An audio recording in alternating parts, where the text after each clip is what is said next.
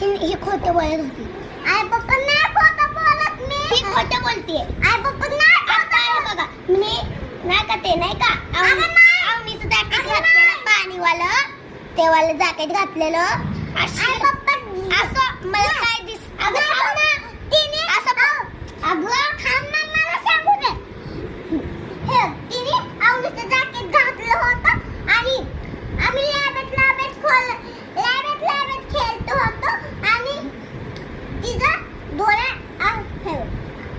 असं मी माझं बोट असंच होईल आणि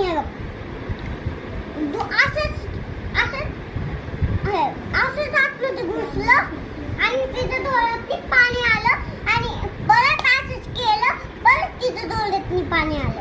हे बघा आता मी बोलते. आम्ही ना असं आलो. तुझं झालं आता 2 मिनिटं थांब. तू बोल आता.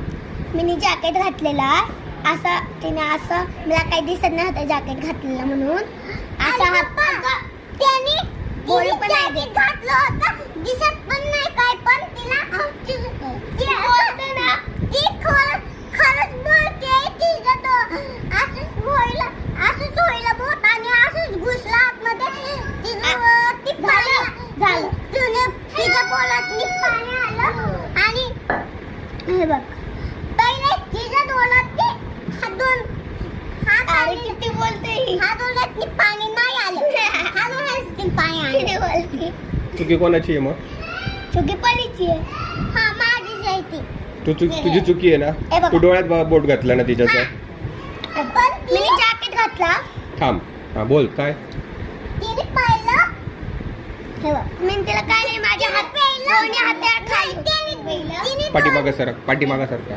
तिने दोघं सरक पाठीमागं.